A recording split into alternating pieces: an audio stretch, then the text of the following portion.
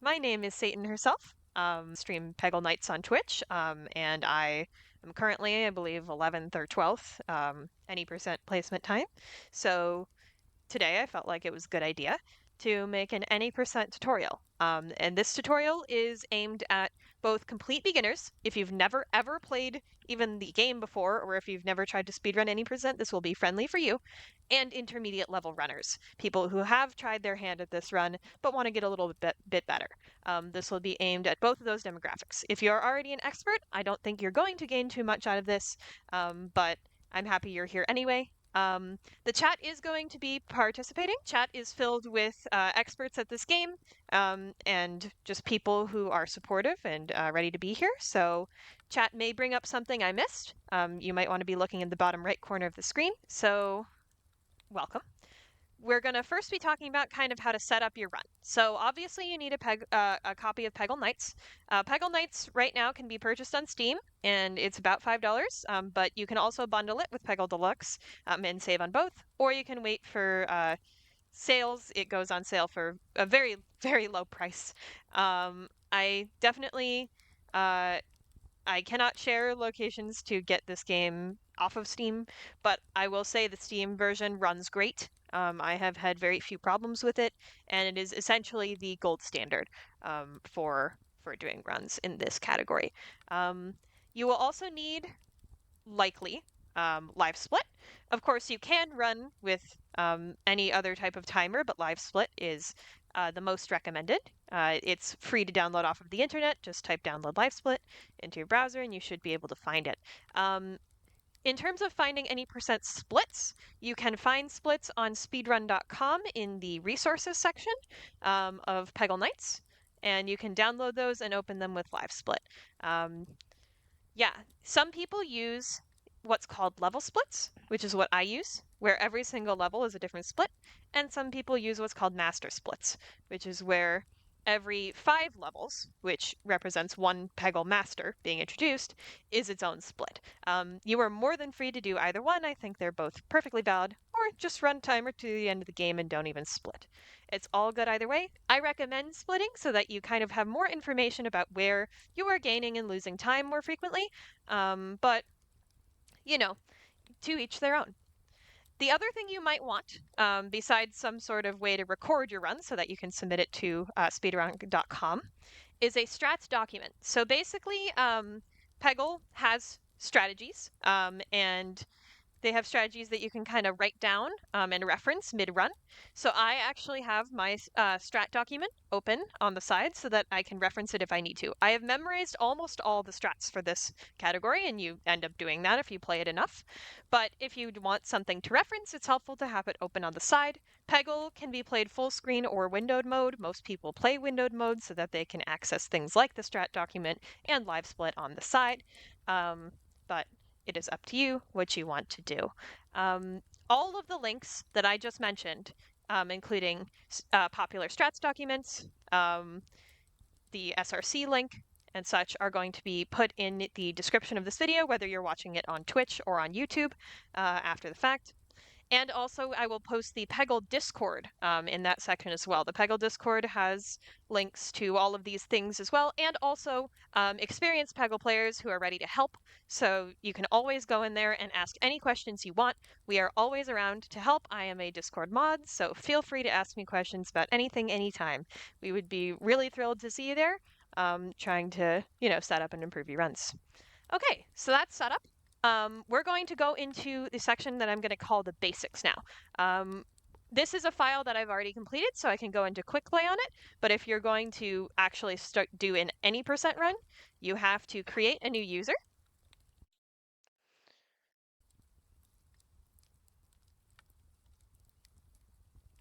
We'll just do Knight's Touch.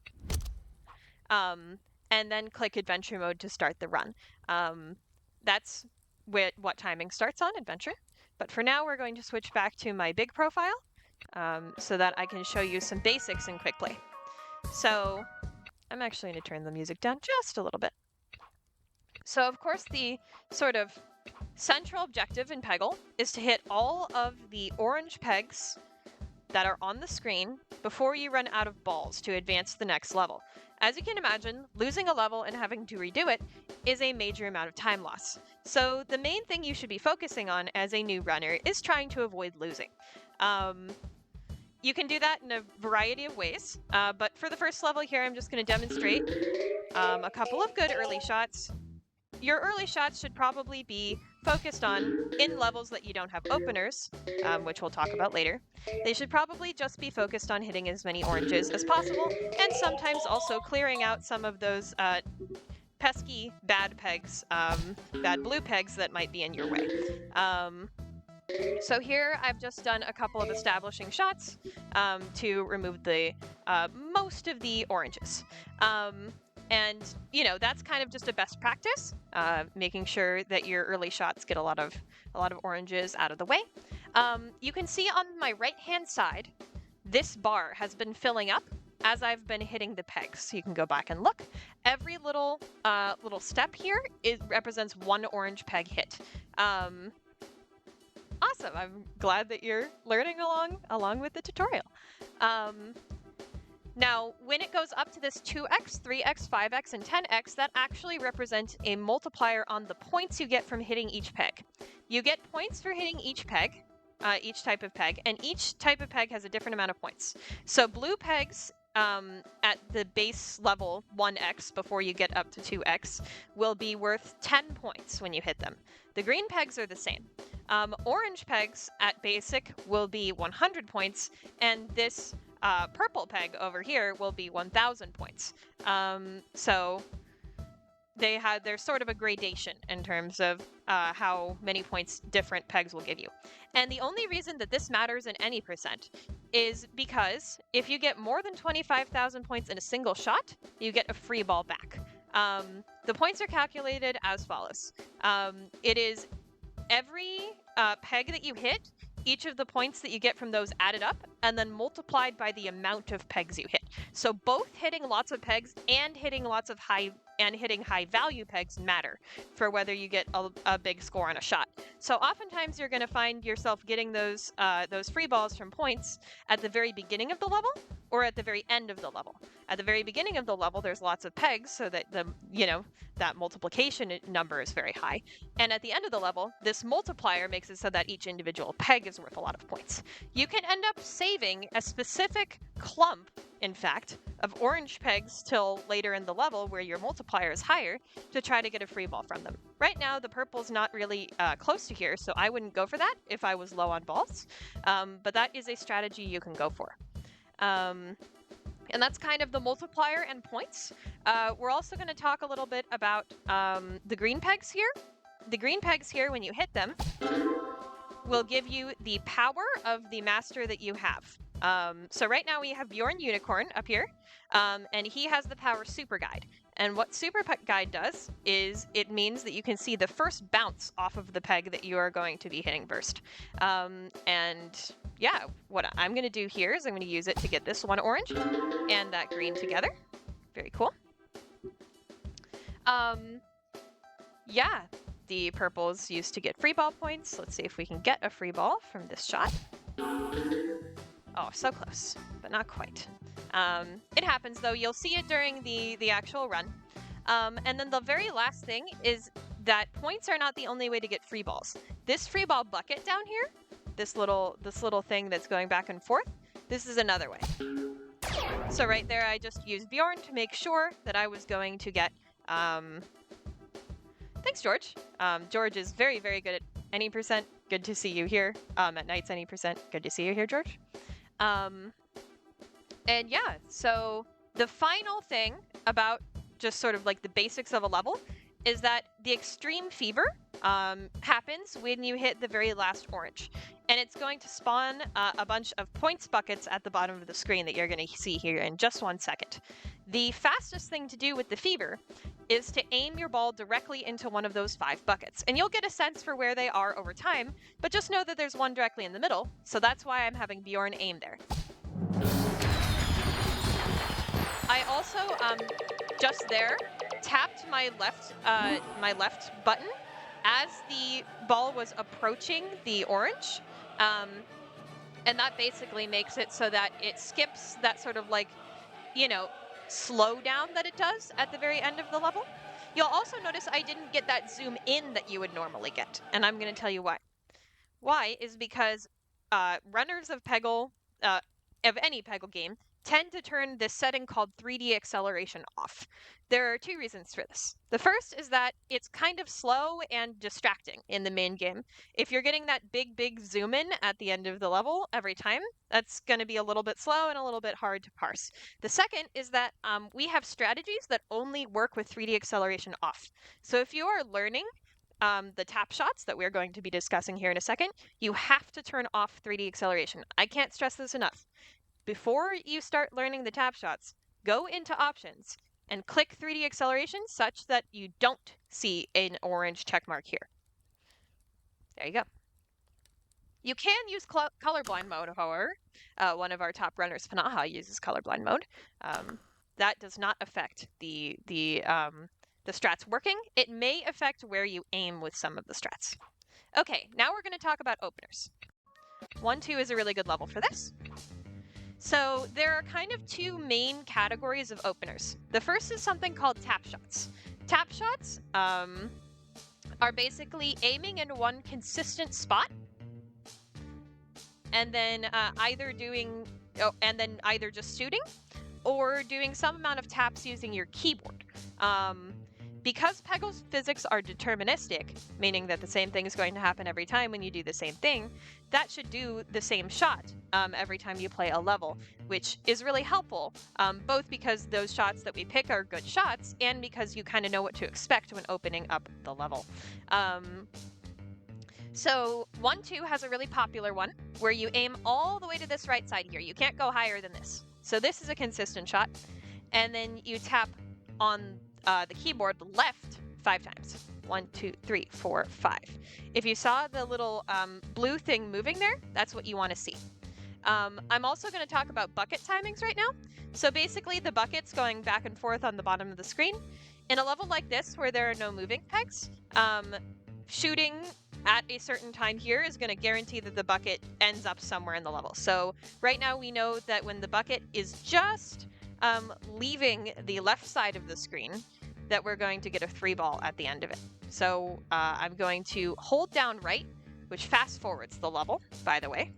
You can do this anytime except for when the ball is falling down from the screen. So you can't speed up the middle of the level, but you can speed up this sort of like aiming process. And wait for that. And then we're going to see what this does. It's a pretty funky first shot. Definitely recommend for this level. Clears out a lot of stuff. Oh, I didn't quite do the bucket timing there correctly, but you can see how that would have worked if I did it correctly. Now, the second type is called pixel shots.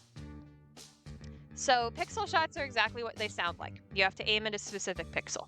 There are some pixel shots that are going to be more lenient than others, and there are some that are easier to aim at than others. Right now, I am using my cursor and taking the bottom right part of the like triangle part of the cursor and aiming it at this bright spot on the peg. That's what we call a glint. I don't do a bucket timing for this one.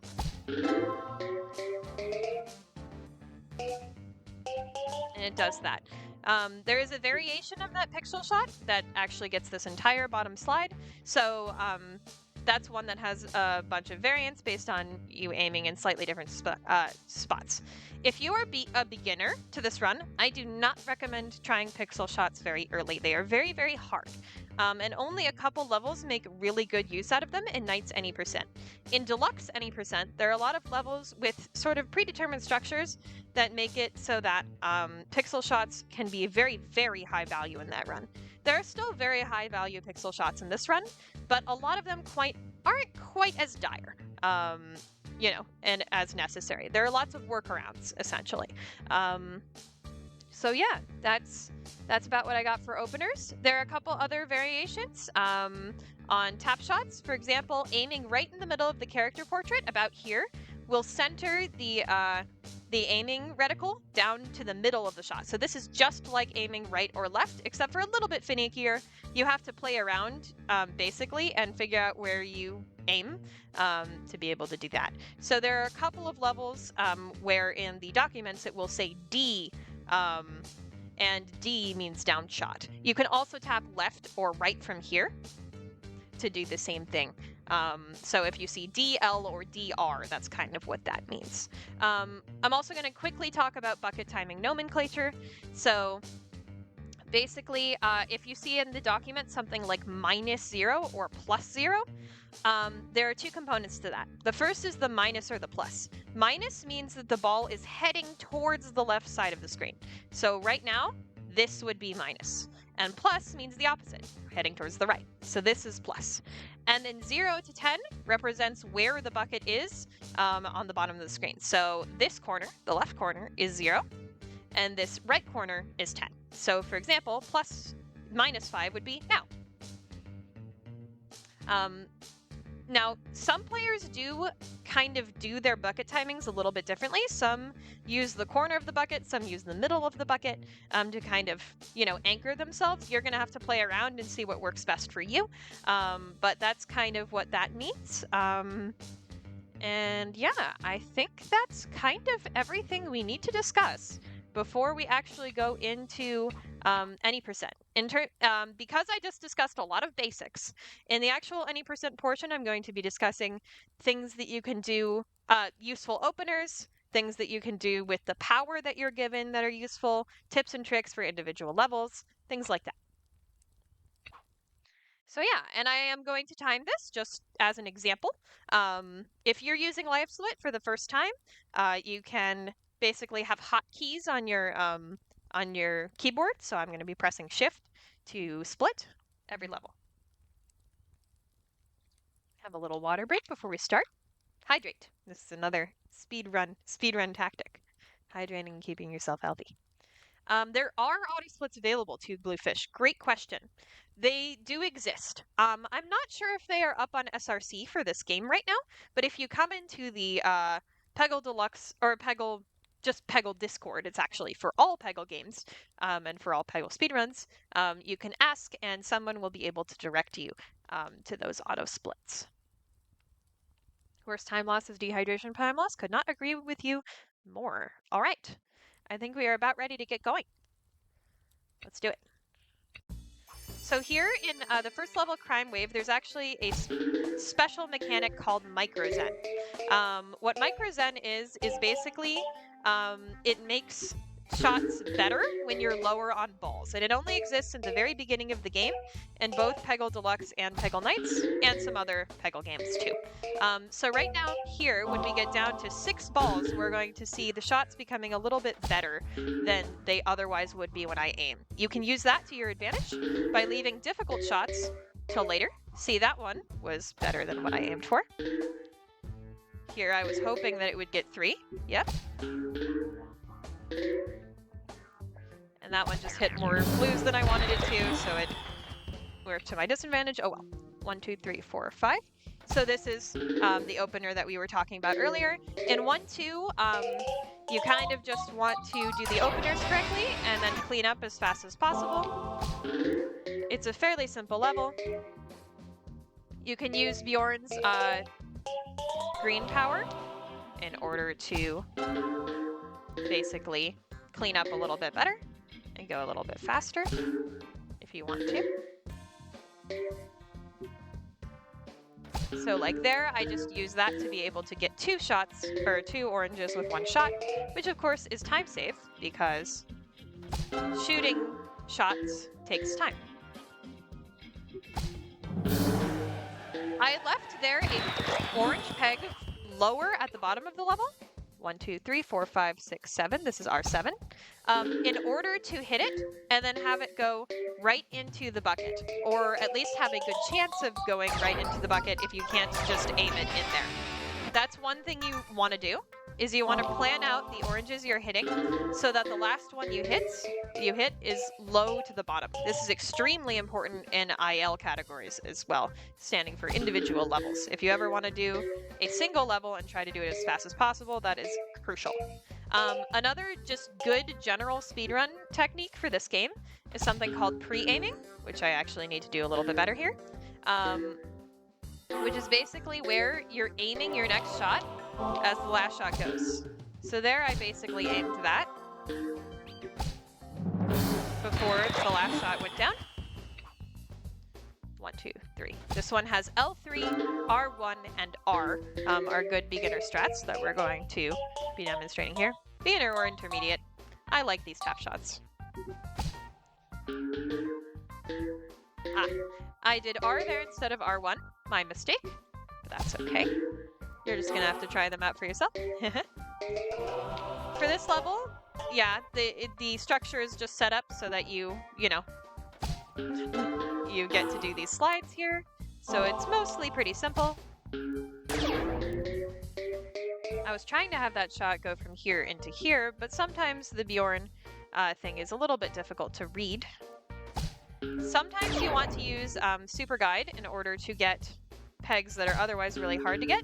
Sometimes you want to use them to clear out blue pegs. Sometimes you want to use it to end the level quickly. 1-5 here, we have sort of a pseudo pixel shot. So I'm just gonna aim that blue so that it's just a little bit off of that slide, and we're gonna be able to do that slide. Then I can aim here and use Bjorn's aiming reticle in order to get that second slide. If you are a beginner, that's how I recommend doing it. However, there is also a pixel shot available for getting that slide, that second slide without Bjorn, which is important if you're doing other categories that aren't any percent, or if the green is really hard to access. Can't get that, so we leave it for later. There we go. Yeah, so you want to aim down like that so that it gets off the screen as quickly as possible. All right. Menuing is just kind of click as fast as you can. There's no skips like there is in Deluxe. Here we have the first Jimmy level. I'm resetting here for better green placement because I have an opening here, which is downshot L1. And then that just does this. If the green was here, that would have messed up that whole shot, so I was resetting so that it wasn't there, basically. I also do R next here. You can see Jimmy's power now, multi-ball, basically spawns another ball after you hit it. And usually that other ball is going to be on the other side of the green than the side that your ball hit it initially. So you can use that to sort of plan where you want the green to go. Unfortunately here, this green is not going to be useful, and in fact is going to lose us time. Sometimes Jimmy will lose you time or mess up your openers. This is a very common and unfortunate experience. But it's okay. We all go through it. Here, I took a risk and aimed at the last orange peg using a blue peg instead of clearing out. But I had enough balls to clear out. So that's another decision that you might want to be making as you go. How, how confident are you in terms of being able to get those shots? If you are very confident, it can be worth it to go for risky shots like that. If not, though, you might miss that shot and then lose a lot more time. So, it depends on your own comfort and skill level. Another thing you want to make sure you're doing is kind of not doing this.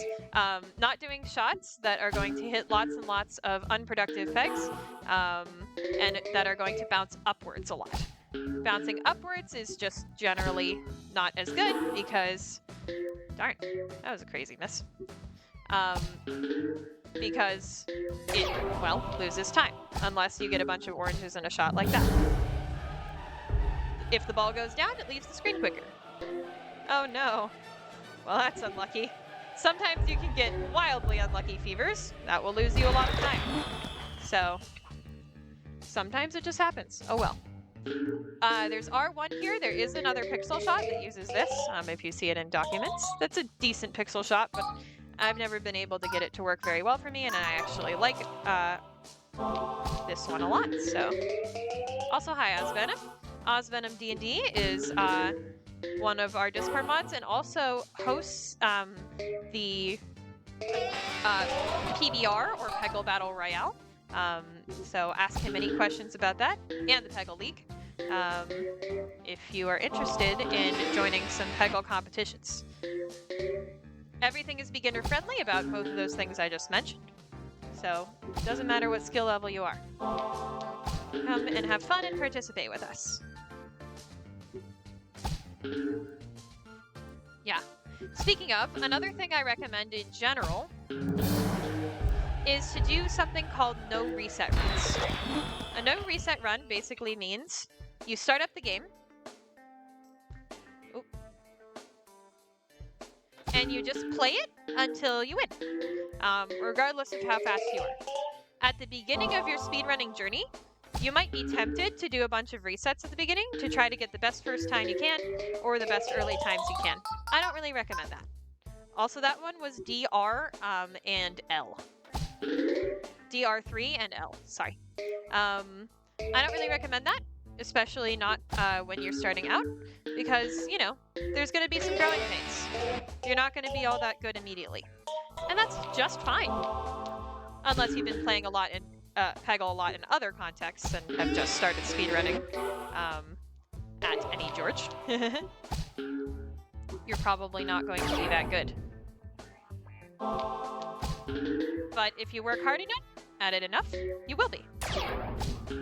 And if you don't reset all that much early, you'll get more practice with late levels, which is really important. Here is R5 plus 6. There are also some pixel shots for this level. This one, Jimmy changed, so. This is just R. I'm doing this to clean up this side. It's a really good strat to make sure that this side is open so that you can hit pegs. Yep. 1, 2, 3, 4. This is going to be messed up by Jimmy, so I decided not to do a bucket timing because I don't know what the bucket timing would actually be. That's another thing, is sort of knowing which pegs exactly your opener hits and knowing when a master that you're using has messed up the opener is really important as well. As you can see in this entire master split, we didn't use Jimmy all that much. He can be really helpful, but most of the time, he isn't going to save you a ton. That was a good ending to that level. Here is Renfield Pumpkin. Renfield is considered by some to be the worst master in the game, some to be one of the worst masters in the game. Unfortunately, even during Spooky Month, I can't really recommend him. However, you have to play with him, so we're going to talk about basically strategies for Renfield. So, Renfield's power is called Spooky Ball, and Spooky Ball makes it so that when your ball drops down on the shot, it'll actually come back up and go and do another round with the same shot. So it adds on the points that you got and all that. So you might think that's really useful, and it could be in theory, but unfortunately, Renfield doesn't really bias his shots like he does in Deluxe at all. He doesn't have any Zen in his shots in Knights, really. So he doesn't tend to get very useful things. He sometimes will get a free ball like that, which actually I do need in this level, so I'll take it. This level can just be this hard. It happens. Ooh. Yeah, not good generation here, unfortunately, for my current opener setup. My current opener setup, by the way, there was just aim on that slide, and then keep that aim and do it again.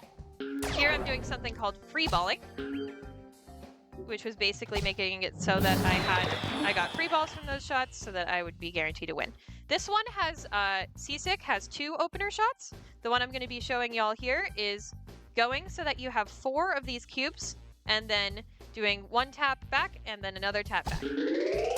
And then that usually gets these slides without much issue. You can also aim at the glint here on this peg, and that often will get you, that slide consistently if you can aim at that glint consistently. So it depends on, you know, what your current skill is with pixels, which one you want to choose there. But for beginners, I definitely recommend that square strategy. Very nice. Because Renfield is often very unhelpful, like we were talking about before, sometimes you want to completely avoid the green. For this level, I actually don't recommend that. This is the only level in Renfield's pack of 5 that I think is pretty well designed for his power at the outset, and I generally recommend doing the openers even if greens are in the way. So there I just did R and then 3. Here I'm going to do L with +0 timing. The reason I do L is to open up this circle here, because this circle can be very obstructive for the pegs below. In this generation, that's not all that relevant. Give me more. Oh, I should have turned that off. In fact, I'm going to do that now. No trigger fire. Thank you. There we go. But so in this generation, I probably should have done an alternate opener like L5, but I wanted to show y'all my favorite opener, and especially a safe opener to use. There we go. Pretty cool. Yeah, shots that get lots and lots of oranges are usually the way to go, because doing a lot of shots costs you time. 1, 2, 3. I'm doing R3 here, and then I'm waiting until 2 pegs are kind of horizontally lined up on the bottom of this clock. That makes it so that it'll push the peg, or the ball kind of like that. That bucket timing was not planned, actually, because it'll push the ball out, and then it'll kind of do something random. So there's not really a consistent bucket timing for that strat. But it's a really good early strat to use, much better than the previous strats, because it opens up both this little area and this little area, and often gets stuff in the middle that you need. Another important thing that you want to do in this level, pretty soon after starting it up, in the first couple shots, is breaking up this little moving circle thing. The reason for that, figures, is that spooky ball will sometimes come down into that circle, and then just cost you 10 to 15 seconds just by moving around the circle, and there's nothing really you can do about it. So you want to break up that circle so that you can't stay in there. Sometimes in the process, of trying to break up the circle, though, you get trapped in the circle. So I would recommend practicing that skill. It is definitely important to practice. Here I'm going to the very end of that peg so that it doesn't bounce into all this stuff and cost me time. Very nice. This level can be very, very slow. Do not get discouraged if it is really slow, or even if you lose it. A good strat here is to do the down strat, and then 1, 2, 3 taps to the left. -1 ball timing, or -1. Pause all the redeems. Thank you, Richa. Appreciate that. Oz, that you were going to do that. Thank you. So here we're going to talk about another sort of fundamental tenet of Peggle speedrunning, which is something called aiming high. Basically, if you're not quite sure how to proceed in a level, or if you have a lot of balls left and you just kind of want to see what happens when you do your first shots, you can aim at an orange or something else useful that's really high up, and then the ball is likely to go down and hit stuff on its way down that you want to be hit. So that's exactly what happened in that shot. Also, this level has this terrible portal gimmick. Not much I could have done about that there. Yeah. Oh well. What I am going to try to do is I am going to try to avoid this green, this second green here, because I don't want the time loss associated, the likely time loss associated with hitting it. So I am going to clear that out. Didn't quite get the bounce I was looking for there, but I have a ton of balls, so perfect. Ah, unlucky. Extremely unlucky. Sometimes you just get time loss. Not much you can do about that. Alright, cat tut levels. Also, yes, good elaboration, Oz. So, cat tut, when you hit the green there, like we just did, that was R2, by the way. 1, 2, 3, 4. L4. Will spawn this big sort of like pyramid thing around the ball bucket. 1, 2. This pyramid thing sometimes makes it easier for the ball to get into the middle and for you to get a free ball, and sometimes it allows you to bounce up into pegs like that. But usually it's not all that helpful, and in fact, usually it costs you time. So usually you want to avoid the greens, but it's not quite like Renfield, where you want to invest a lot of effort into doing so, because it's just not quite as detrimental as a single shot of Renfield's spooky ball, maybe.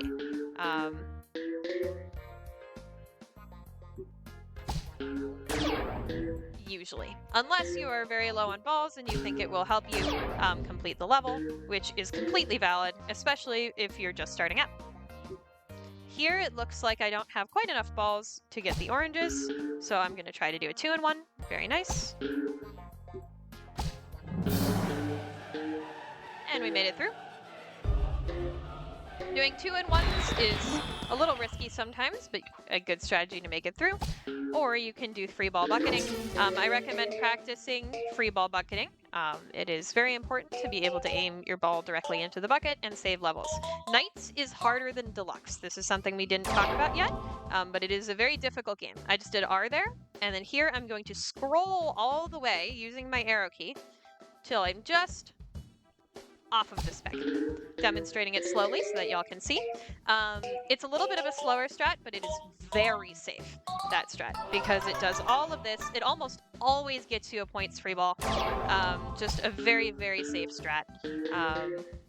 Definitely recommend, if not only even if you're just starting out, but you know, if you haven't, you know, quite gotten the handle on how to open this level up. A lot of these levels can be very, very tricky. I just want people to kind of understand how hard a lot of these levels are. Knights is really, really difficult. It is okay if you lose. It's completely okay if you lose. You're kind of expected to lose at least once during the run, if not many more times if you're just starting out. So really don't pressure yourself to go for a no-loss run. It almost never happens. The one time it has happened for me, I got 5th place out of it. That was the one time. I have not done that since. And it's been like a year. So really, truly. And my current PB has one loss in it. Here I should have shown off this pixel shot, but I don't think it'll work anymore. Yep. If those 2 pegs are there, it does a nice slide on the bottom. It's called Triangle Strategy. Definitely recommend that one if you see it in the docs and you're confident on pixels. But I also did R and R again. Sort of get some of these difficult pegs to get off here. We might be looking at a loss. Let's see. Okay, figured that would work. I'm gonna try to snake in here and get that. It did work. There, I should have gone for a different bucket timing. That would have helped. It's going to be very, very difficult to win at this point. If I could, I would do an off the bucket shot. I'm just gonna do this and hope we get lucky. We got lucky. Sometimes you just have to aim somewhere that could go well and hope you get lucky.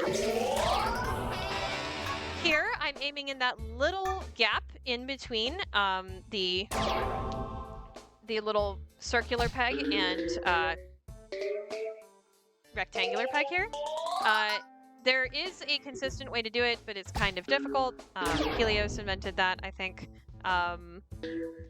But I don't usually do it. I usually just go for it. You usually get at least one of the slides. It's of course optimal to get both by doing that. This is probably the easiest Cat Tut level. Every other level has a serious risk of dying. This one has a mild risk of dying, we'll say. That's how difficult this run is.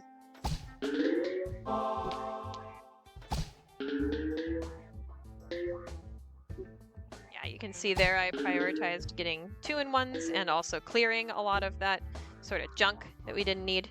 Here I'm going to go for this shot right now because there's a purple there, exactly. And I thought I might be able to get a free ball from it, which is just good insurance for the rest of the level. That's unfortunate. I was hoping that that would hit that, and and then go down, but it didn't. That's all right. 2-5 is very, very difficult. There aren't any opener shots, so usually what I do is I look for oranges on this top strand and just hit it because of aim high. And getting oranges earlier, of course, is good for your multiplier, which we talked about in the basics section, where you want to increase this multiplier so that you can get free balls easier using points. Yeah. In this generation, I think we got a little bit lucky. You kind of want a lot of the oranges in these strands, or alternatively, a lot of oranges in the bottom parts. You kind of don't want both. If you get both, you're going to have a tough time sort of getting your energy into both places. I think up in the strands is better, though, usually. You just really don't want both. I don't recommend resetting for generation in this level, though, because it's just a really hard level. You have to practice to get really good at it, and also sometimes get a little bit lucky. So there, I was hoping to get the peg in there so that it would slide down that way, which is why I was going for that side before I went for this side. The ordering of things can be really important in your runs. So, and that all just kind of comes with practice, that intuition. All right, through the cat-tat levels, we are into the Splork levels. Okay, Bull of Drome is a really difficult level because of all these rotating pegs. But now we have Splork to possibly help us out. Splork, when we hit the green peg, will cause a space blast, meaning just like that, that all the pegs around it will suddenly be hit. So that green wasn't super helpful in terms of getting oranges or getting points. It just kind of cleared out some stuff. But that's okay. Here there's a purple peg, so I'm taking a risk. Yep, and letting it fall down so that we could get that free ball from points. That was a good risk. That shot was not as good, I'll say. Oh, see, sometimes it will spin. You do know when it's going to spin because it's on a cycle, but it still can be really difficult to sort of, you know, plan for that. Here, we did a good job of planning our shots and made it through. Bull of Drome is very hard. Don't feel bad if you lose. I don't recommend resetting for greens on this level. I don't recommend it for this level either. This one is probably the easiest Splork level and one of the easiest levels in the game, to be frank. Aiming all the way left just does that. 1, 2, 3, 4, and then doing R4 does this. Bucket timings can be found on the documents. And then after that, you kind of just aim high. Make sure to get difficult oranges early so that you don't have to worry about them, or clear out pegs that will make getting difficult oranges easier, just like that.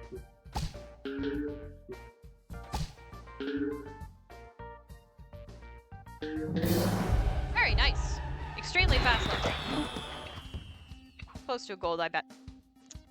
Alright, for this one, you want to aim just kind of in like a specific spot. It's hard to describe, but it's your sort of ball, the little blue ball needs to be here. You can do L1 after that if you don't get a green, but we got a green, so we're just going to improvise. I also don't recommend resetting for greens here unless you're having a really difficult time with this level, in which case a green in this area and a green in this area is definitely recommended. Because you'll be able to just blast away multiple different parts of the level. There I was hoping to hit the green so that I would get the free ball from points, but I'm probably going to be okay anyway. There we go. That was only a free ball because our multiplier was so high. So I think it was good for me to clear out the left side before starting to go for the right side. Leaving clumps and areas undone can be really good for that sort of thing. There we go. Here is L1 to set up. This is just a setup shot, really, but you still need to do it right to be able to do the whole strategy. Although sometimes you can get that. The next thing I'm going to do is do D and then R2 plus 1. And that just does that funky look and slide. Really, really good. Helps clear out the level super fast. Highly recommend. See, a shot like that did get 2 oranges, but it also wasn't that fast because it traveled around the entire screen. And that shot isn't super fast because it went up. So, you know, thinking about things like that is important. There we go. Still pretty fast overall. I will take it. Here you want to do L1. This is a level I recommend resetting for greens. And oh, also in the last level, greens can interrupt that opener. If you're just starting out, I do recommend resetting for greens so that you don't get that problem. Here, don't reset for greens such that they aren't in this area that we cleared out using L1. Then you can just slide on there like that by barely missing the blue pegs with your cursor. And it's just a really good way to open up the level. It usually gives you at least 1 free ball overall, if you do the bucket timing right, and then usually another one from points. If not, another one from points on the first shot, so, you know. There I was hoping to get the green so that I could clear out for this, but we had to get it ourselves. Not the end of the world. As you'll notice here, I'm also not very strictly adhering to my splits kind of anywhere. That's very normal.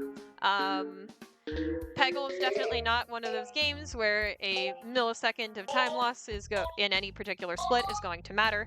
There's going to be a lot of time loss and gain throughout the run, so don't pressure yourself, you know, to have great splits all the time. And losing is normal, remember. Here we have the very first Claude level. Claude.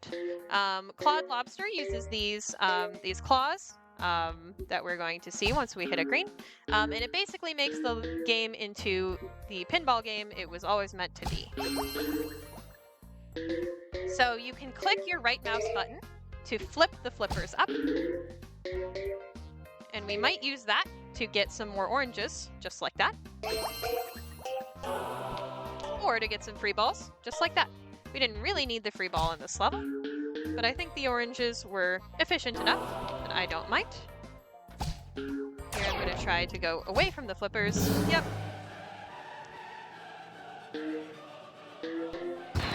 There, I held the flippers up so that it quickly went into the ball bucket where I wanted it to. Oh, right. This is L2. I do recommend resetting for generation here so that you do not get the green on at least the first shot. These openers are very, very helpful for survival purposes. This level. So I just did L2 and then R1 -9.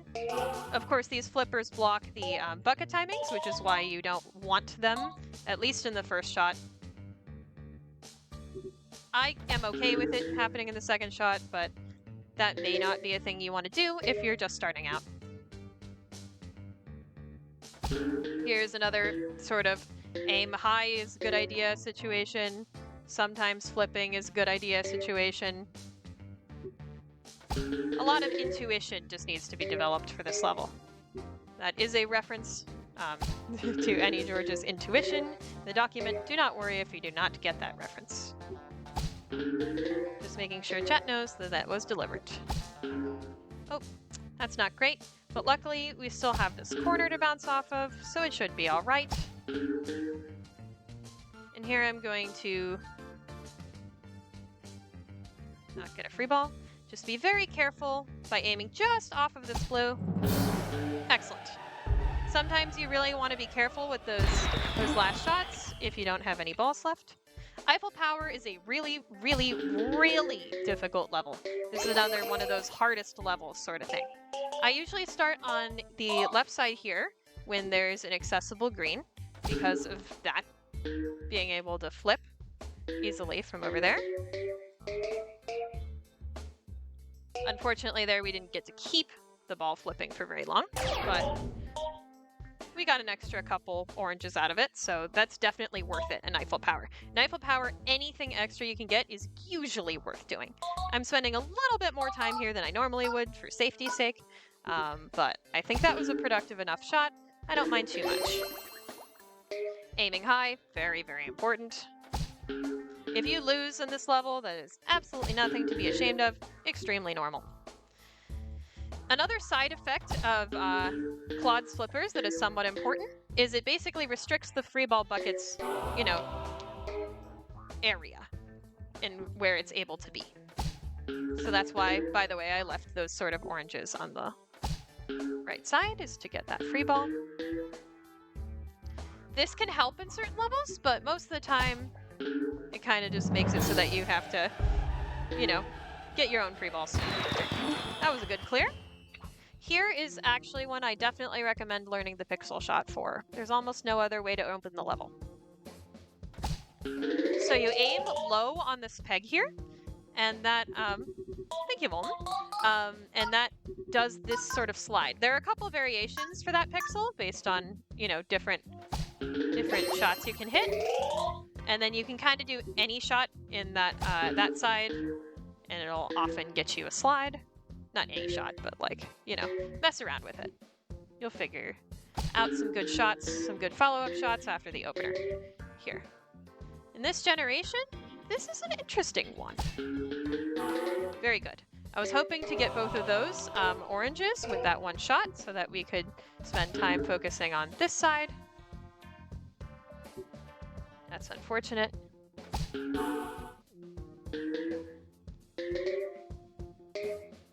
Not quite. That's okay. I just wanted to open up so we could do a little something like this. And get most of what we needed. Win the level. Very good. Here's just 1, 2, 3 on this side. I also want to stress with the last level, 6-4, that pixel is easier than it looks. I have a tough time hitting pixels sometimes. That one I don't release to wet. Oh, I was supposed to do R5 there. Oops. Also, we're not really ahead of my PB here. These are fake splits. So if you've been thinking about that, don't worry about it too much. Yeah, here I should have done the correct opener sequence because it would have been much safer, but I am just going to try to bounce within the confines of the structure of the level. And try to... Nice. Survive that way. Which is going pretty well so far. That peg would have been really annoying and difficult to hit if I hadn't gotten that long shot.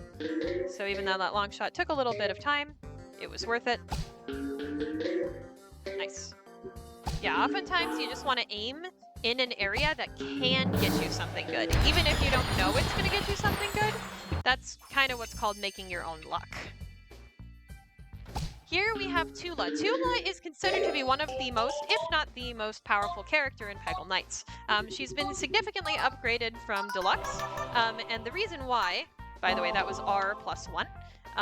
The reason why is because now her green is guaranteed to get at least 2 oranges.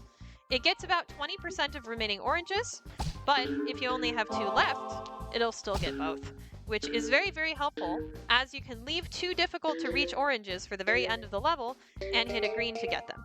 This of course requires you not hitting both greens, but if you can leave one sort of at the top where it's very difficult to get, that was just a fail shot, oops, like we've done here, that can be accomplished.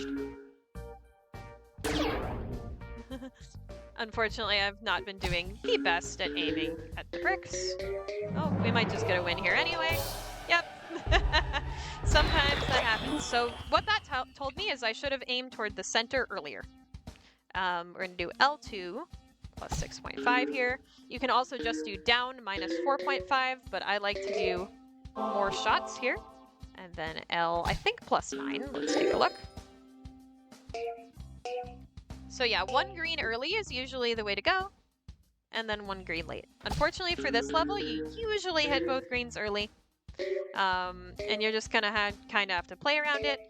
However, if you can leave a green for later, it is very advantageous in this level, as there are lots of really difficult to hit hidden oranges everywhere, as you can see. That's why the opener is important as well. So here I'm trying to hit oranges in a way that's not going to get the remaining green, which so far we're doing okay at. And if you do have to risk hitting the green, another helpful strategy is sort of aiming such that you're going to hit the easy pegs before you hit the green. So that you can do something like that.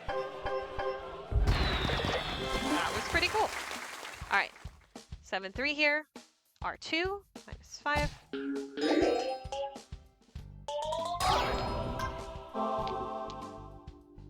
And then this is L +9. Unfortunately there we did get both greens, but they cleared out a lot, so I'm not complaining too much. You can also do L +8 here. I'll just do it for the sake of demonstration. It gets some harder pegs there, and actually for this generation that was good because it got quite a few oranges. I was hoping to hit it back into there, but that's okay. It at least sets up for some easy cleanup.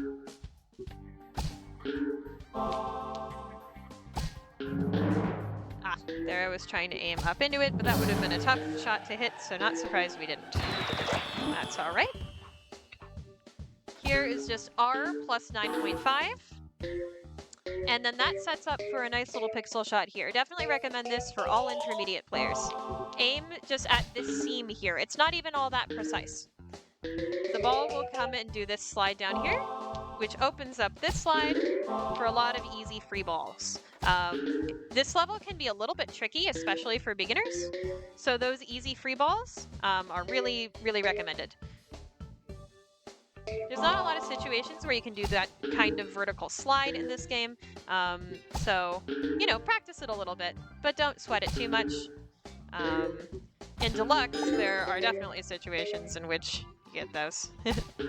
Here, I'm just gonna clear these pegs out quickly because we only had 2 oranges left. Very, very fast. Okay, this one has a long opener sequence that I most definitely recommend for beginners. L -0. L4, I don't like L4 as much because you can't chain other openers with it as easily. But yeah, so that's L -0, then R -2. Now, sometimes during the opener you will get a green, and sometimes that messes up the next shots. I don't know if it does here. It did. That's okay, we got another green, which actually in this situation isn't so bad because it got all the ones on the left side, which means we can just focus on the right side now, which as we discussed earlier, focusing on just particular parts of the level is often a good strategy. Like there. That led to a very, very quick clear. Okay. We have moved on to the Cinderbottom levels. The first Cinderbottom level, Inferno, is clearly designed for Cinderbottom as you have this big clump of pegs here that would be very difficult to navigate if you didn't have the titular Fireball. But, of course, we can use Fireball to aim at it. There we also bounced off of the little, this little bumper here. Also, this is a terrible generation and I should have reset it. Although, you know what? It's probably not so bad. So the first shot should always be the first shot I did, which is basically it's not precise, but aiming just kind of generally towards this sort of section here, this surface here, will get you a really big fireball that cuts through the entire circle and usually gives you a free ball on points, especially if there's a purple inside of that circle. The second one is a little bit more complicated, but you usually do want to hit it in the same area. Just in that particular instance, it was better to do it somewhere else.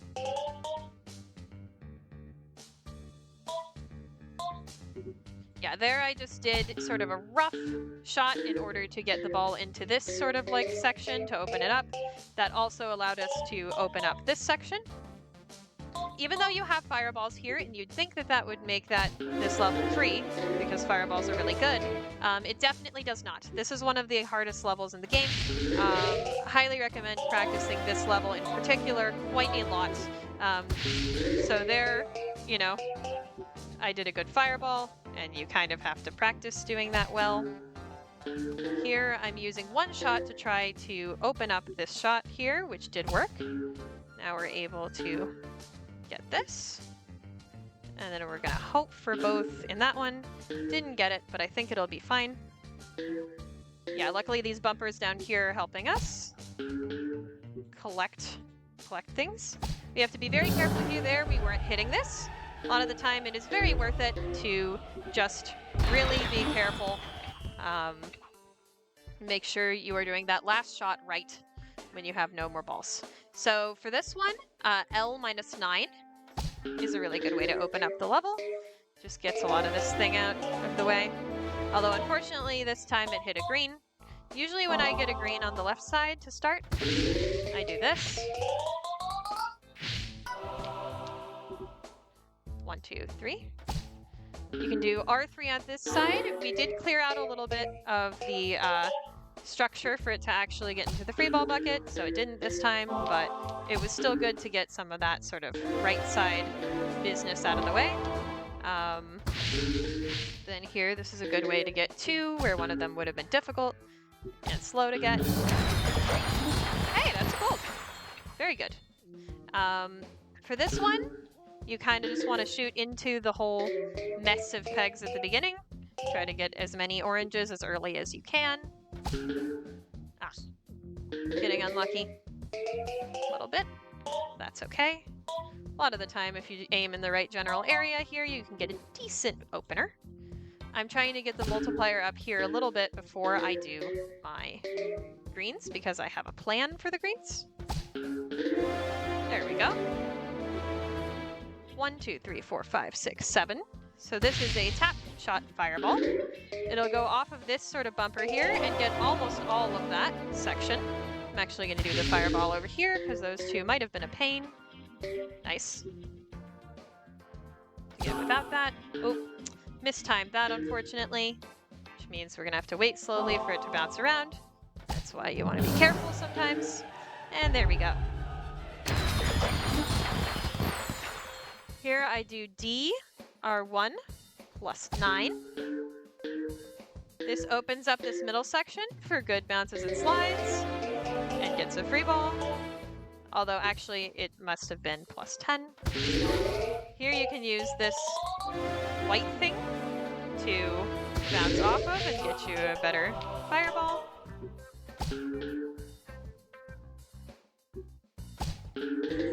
My fireballs on this level will definitely vary based on generation. If you've played Deluxe, you know about something probably at this point called wall fireballs, which is basically where you aim all the way to the right or left and aim the fireball, rude, with a specific timing. Ah, should have aimed a little bit differently there. Oh, unlucky. Got punished. So that it'll go and hit a bunch of things on the screen. I don't think in Knights they're as productive. Okay. Warren levels. Here I'm just doing a down shot to start. Okay, Warren's magic hat power basically increases the hitbox of the ball, so that hat is also going to hit stuff, basically. 1, 2, 3. The thing I like about this opener sequence is that even if you get hat, you can still do the openers. So here I'm doing R3, and it's not going to be R3 -10, and it's not going to be interrupted by hat, only enhanced. Nice. L1 -6. This Duncan timing might be interrupted, but the actual shot will not be. Magic Hat is quite a good power. You should definitely be happy when you get it. You should also try to aim in places where it might be useful. So here I just aimed where there's kind of a lot of clumps of pegs, and we did get an extra orange from it, so that's a decent use of hat. And of course it get us more on the opener as well, which is useful. This level is also really hard, often very slow. Definitely recommend some practice, but that opener sequence can also be really helpful in your survival. There we go. Alright, 9-2 is really, really difficult. We're getting a lot of hats here. This is very helpful. You only get hats on 50% of the spins, so this is lucky so far. So you hit that one peg there, and then aim your mouse over this little hook down here. That always gives you that slide. It's very, very easy. The easiest pixel shot in the game, I would call it. Okay. Now we've kind of got this clumping going on. We're now finally seeing another power of Warrens called Triple Score. I was hoping for that to hit more stuff. It triples your score at the end of the shot, and for speedrunners, the only useful thing about that is getting free balls. So here I'm gonna have to do some free ball bucketing in order to open up the level to get the rest of the oranges. That was kind of a YOLO Hail Mary shot.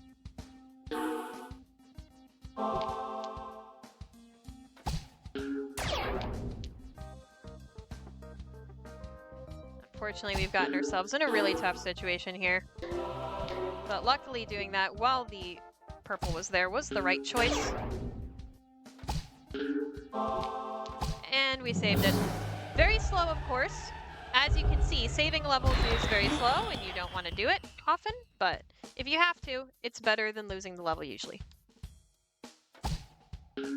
Here I do R2 minus 5, and then L plus 9.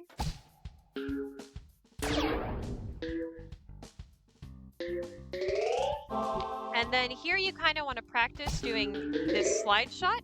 Unfortunately, I didn't do it perfectly there, but you can do a slide shot off of that just gets that entire slide. You can get other slides in this level too in the same way. And in fact, if you don't want to do the opener shots, you don't have to really.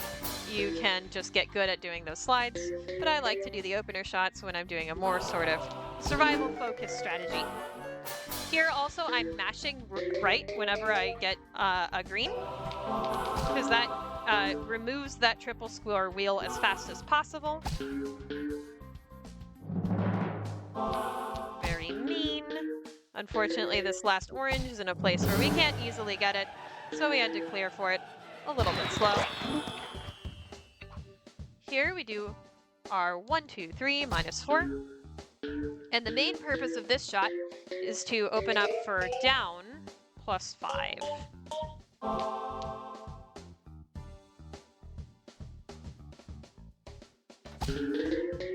Which opens up a ton of this sort of middle section here. This is the example of the third type of thing that Warren can give you, which is another Master's Power. So here we got Super Guide, which you'll remember from the beginning of the run, of course. I'm going to use it to try to get some pretty tricky shots here. All right, didn't get to those oranges, but I don't mind. I think that's still really good. Yeah, this is the last turn I have it, so I'm just gonna, use it for that. That's fine. A little bit slower than it could have been. Oh well.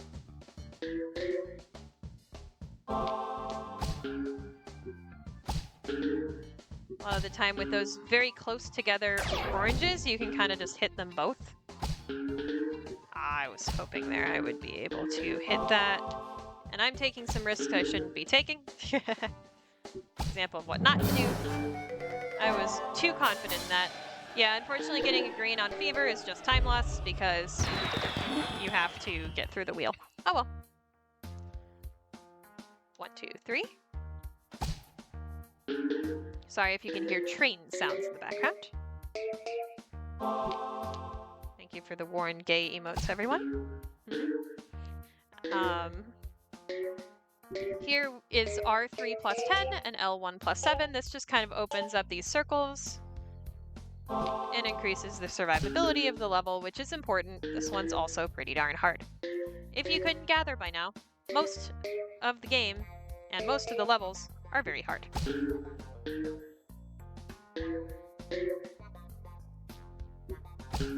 So here I'm just doing aim high stuff.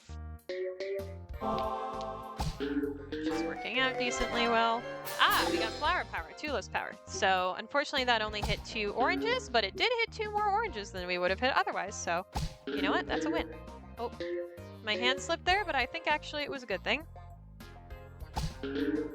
That's another fun thing about Peggle is that there's a lot of randomness involved. So sometimes things just work out and you don't think they will. But that also means sometimes things don't work out. All right. We have entered the Who portion. 1, 2, 3, 4, 5. So if you've played Peggle Deluxe, you definitely remember that Who was a little bit OP. He is basically an aimbot in the form of a Peggle character. But what you might not know is that his main metric of deciding what shot to go for is actually score. He does value free balls, but only to a certain extent. So basically, what you want to do in any given level, with who, pretty much, is have one green relatively early. Right now we haven't gotten a super early green, but that's okay. And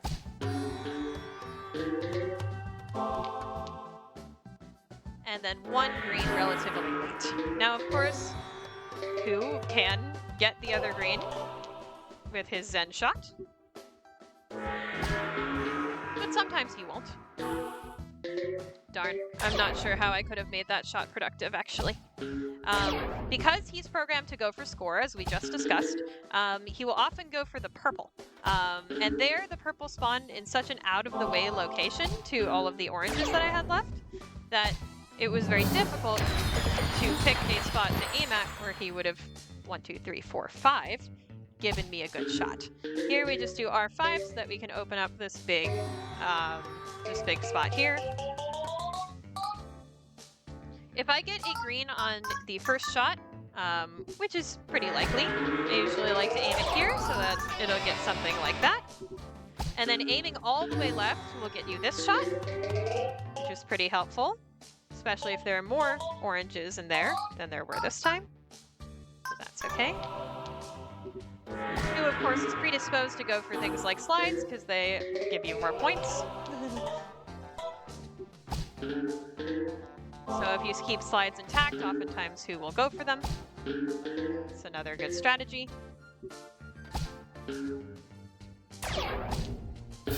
Here, of course, I kept these two for last because they were very close to the bucket.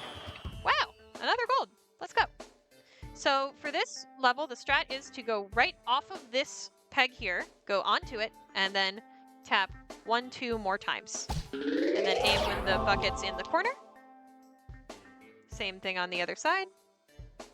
And this usually gets you the full slide. Sometimes it doesn't. Sometimes you get something like that. It's not completely, perfectly consistent, but it is a good way to open the level. Definitely recommend it. Not very hard to learn. This level is very difficult and very random. I would definitely recommend the one orange or one green relatively early and one relatively late strategy. Yeah, I'm gonna do this here so that I can avoid getting this green up here and let the game just get me a free ball from points and a bunch of oranges. Very good. Thank you. Nice. Nice. That was sick. I'm gonna try to clear out the other oranges that are on the board besides these here, because I want to use the green to try to get them. Here I'm going to aim at the purple so that there's no risk of the game basically diverting out of the way to get them. I'd say that worked out pretty well. Even though we lost time, that's okay. My PB had a very fast level there. Alright, here there is an opener sequence. You pretty much only get to do the first two in any percent, so we're going to do L0, L minus 0, and then 1, 2, 3, plus 0. On R. And that's going to get us this nice little middle slide here. And some free balls to start the level out with. Yeah, I think aiming towards the purple is pretty much still the strategy for who. And one early, one late is just as good as ever. Doing L here helps sort of just open up this back corner, although I probably should have done a slight variation on L.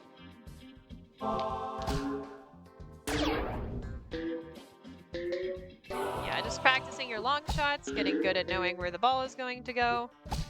I recommend practicing this level with Bjorn, actually.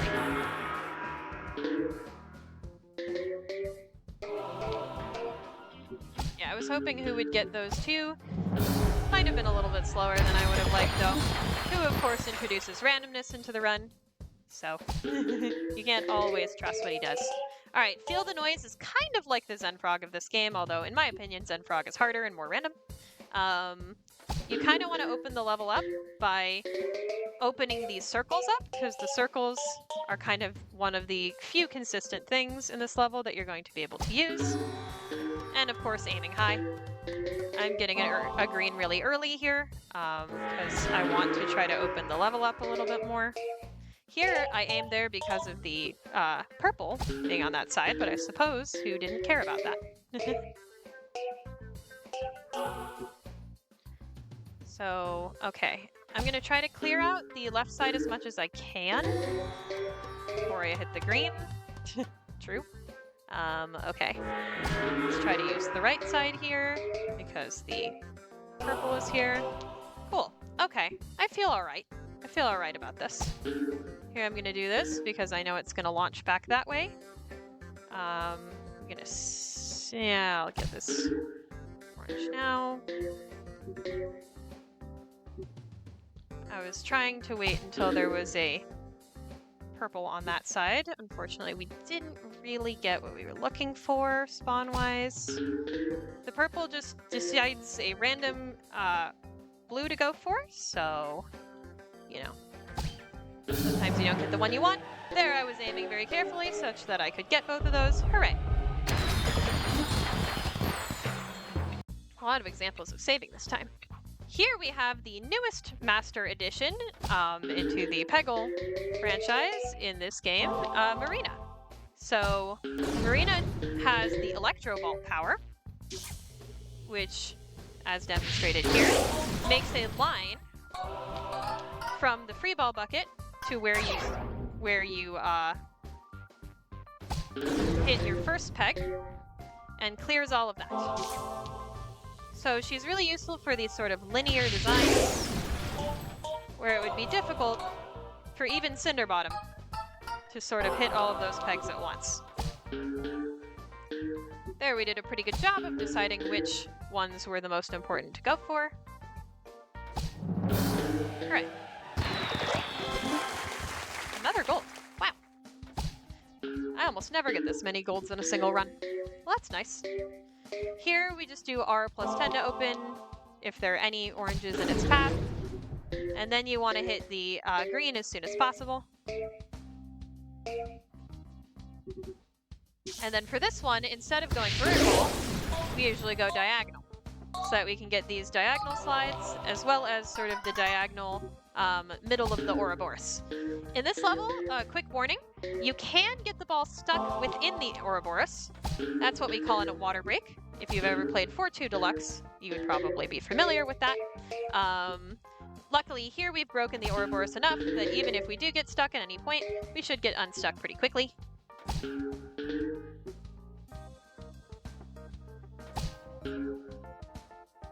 Gonna need another pretty fast level. That was unlucky though. Unfortunately, here we have to kind of wait. It may have been faster to clean up that level by getting Marina. Hard to say though. Here, I actually have a timing method. Didn't quite get it there. I'm gonna restart till I do, because I think it's important to show. Nice. For getting the ball into this sort of like column here. Yeah, you almost never get to this point of a run. Very good point, Brass. If you are actually going for a PB and you aren't just starting out, you know, if you're really going for a really good PB, you'll almost never get here. This is very, very deep in the run. And that's okay. So basically you go for that left side crawl so that you can fill it out, and then use the electro bolts to do the right side. It doesn't always go that way, but that's very textbook. The timing method is kind of very particular. I have a video of it up on the Discord. If anybody is interested in that, I will link it to you.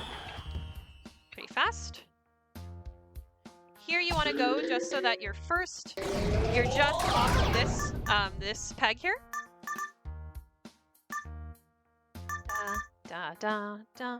And that'll get this nice big slide down here. That's really unlucky. Oftentimes you want to use your electro bolt on the left side because it's really difficult to get into there.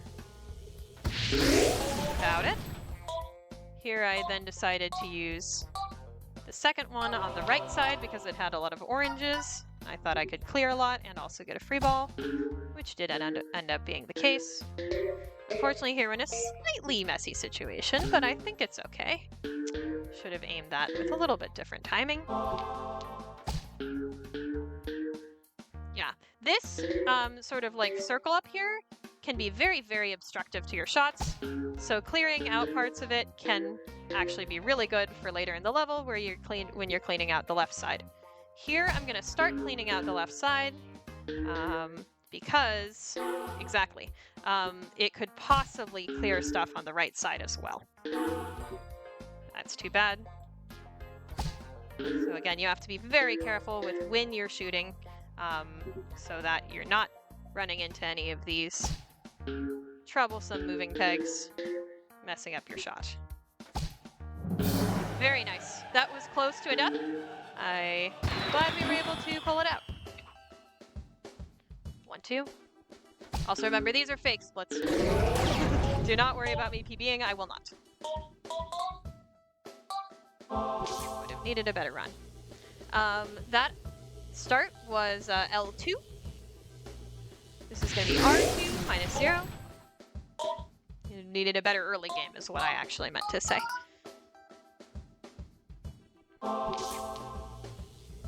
And here I mostly just do the electro bolts on the opener when I get them. I think the opener is kind of that productive, but sometimes you can interrupt it and decide to go for a different electro bolt.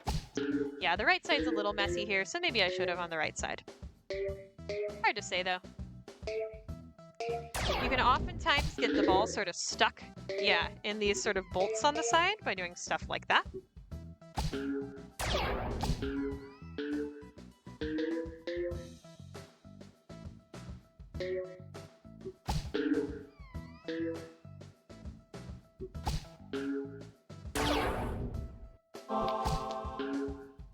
Just doing some aim high stuff here so that I can clear out on this side.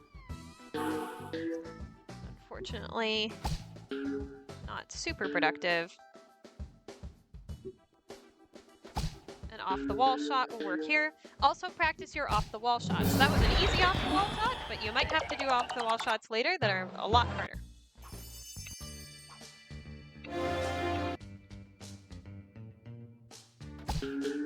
Here, L1 oftentimes gets you something good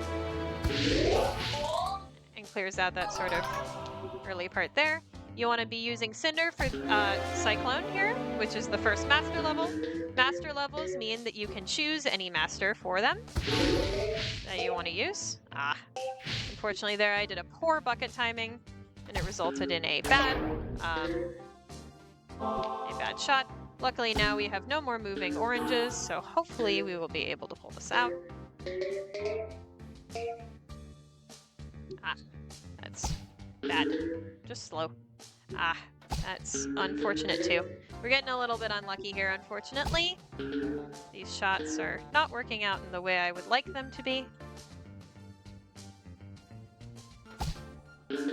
Unfortunately, these are also really hard to free ball. So I'm trying, but, you know. Yeah, the Cyclone often interrupts that. Yeah, see? And there we go. Took our first death. In Cyclone, that is very common to do. Now you can see me sort of, you know, reacting to a death. Cyclone's a really hard level. Here I'm doing the other side. I'm aiming at this bolt here. Bolt shots are very common in terms of pixel shots. And that sort of helped me clear out that top area while also dropping into some good pegs later down the line there. Yeah, unfortunately there, if we had had a better Cinderbottom shot on the second shot, we would have been okay. But just didn't quite get it. That's another thing that is very important to practice.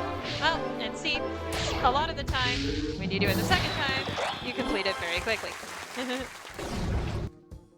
Cinderbottom shots are very, very important to practice. I recommend doing that. There, I'm just kind of doing a roughly aimed shot. That bucket timing is -4. that gets me these big slides, but there's multiple pixel shots that you can do. And then these slides are pretty simple usually. You also just want to aim there like that after doing it. Very clean. Here I'm doing this side first because this side is more likely to give me a free ball, no matter where the purple spawns, or I can just get lucky like that. That works too. You want to be using Marina so that you can be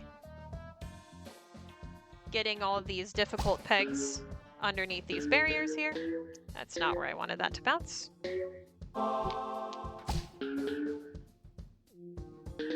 Also not quite where I wanted that to bounce, but we did need to get rid of that peg.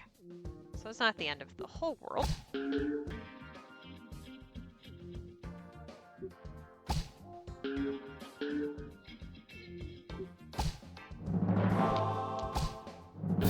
There we go. I definitely recommend practicing doing those shots on that level. The shots to sort of clean up the bottom part there. Yeah, for sure, Brass. That's a really good point. Definitely be looking in the comments section, by the way, if you're watching this video back, or if you're watching it, you know, or whatever I'm trying to say. There we go. Using Marina in this level is useful, obviously, because she's rather vertical. And so even though the purple wasn't on that side, I used the electro bolt there because it seemed like that was going to be a very difficult sort of column to clear out. Also, sorry if you're hearing any background noise. I think there's construction going on near my apartment. Okay, unfortunately here, in a little bit of a sticky situation. We're gonna try to get plenty of oranges in one shot.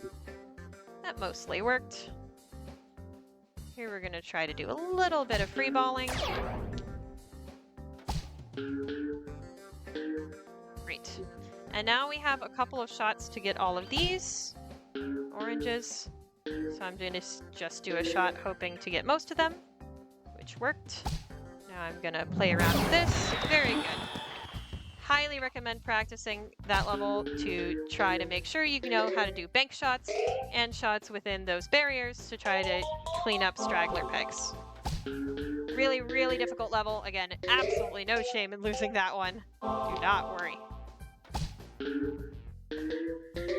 For this one, there are so many different ways to open the level. This one has an incredible range of diverse openers. I recommend trying all of them and seeing what you like best. Right now, in any percent, I just do R plus 10 and L plus 1 to open up the sides a little bit. But, you know, anybody can have, you know, a completely different opener strategy and have it be completely valid on this level, so don't worry about it too much. Wow, that was lucky. I will say, though, if you are using Marina, which most people do, aim for... Bucket moment. Aim your electro bolts so that they get the pegs down here that are hard to get. Also, nice gold. Shadow Shine is another really, really difficult level. This is why they're fake splits, by the way. That is my PB time, but these are not my PB splits. At the end of this. So there are opener shot strats. So right now I'm doing a very long chain of openers that starts with R plus 10, and then this is R minus 1. Don't worry, Oz. I told everybody at the beginning that you're going to want to look at chat as well. I'm just kind of reminding people who, you know, might want to take a second look at the video after they've watched it the first time around. And maybe they might have missed something in chat that would be helpful to them. So there's definitely a debate on which master to use here. I think a lot of people use Bjorn, even high-level runners, because there are a lot of really, really tricky pegs to hit in this level. These sort of like purple blockers here make it really difficult to get a lot of the pegs you're looking for. Wow, almost a free ball. unfortunately here it's blocking that, so we're just gonna try to get it from this side. Very good. Other master choices for this level could include Marina or Tula. And that's the run. So this was almost my, this is, I think, my third fastest ever run. So that was pretty good. And a sub 112. Bjorn is very, very safe. Yeah. Tula is fast, and I definitely do recommend her if you feel comfortable doing those bounces. And sometimes I do Tula when I really want that level to go extra fast. But when I'm going for safety like I am here, Bjorn is usually the way. But yeah, that's basically the run. Any percent. There are tons of other categories in this game. If you enjoy any percent, I highly recommend checking them out. You do have to finish an any percent run before you can do almost any of them. But they range from decathlons, which is a challenge where you're given 10 random levels and you have to complete that as fast as possible. IMs, called individual masters, where you use one master throughout the entirety of the game. Popular variations that include Tula, Marina, Cinderbottom, Splork. It's good to be a cat. Okay, thank you, Cat Todd. uh, NG Plus, which is basically you use any master on any level that you want, and you redo the whole game, which is really, which is a lot of fun. And there's also categories where you can do all of the ace scores, all of the 100% full clears, all of the challenges, and all of that is the ultra extreme grandmaster run. So there are lots and lots of different options. But any percent is definitely where I recommend starting. I recommend not starting anywhere else except for maybe decathlons, but no, not in this game. Decathlons are easier in deluxe because deluxe doesn't let you get some levels out of the randomly generated ones, and Knights does not do that. You can get any of them, including the really hard levels, in a decathlon. So yeah, that's about what I got. Timing goes on the first continue after Shadowshine, by the way, so that's why I didn't have to hit that second continue to finish the run.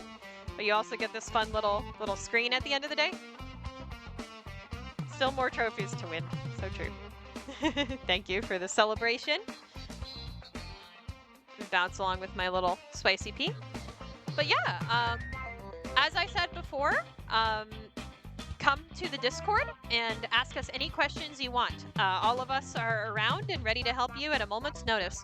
The link to the Discord, as well as the speedrun.com page, and other helpful links like my own Twitch, will be posted in the sort of like caption of this video, whether you're watching it on Twitch or YouTube. It'll be there to access. Yeah. Highly recommend practicing individual levels that you're having a tough time with. Recommend just doing no resets at the beginning of your Peggle journey, and recommend asking any questions. Yeah, one of the devs does hang out with us sometimes.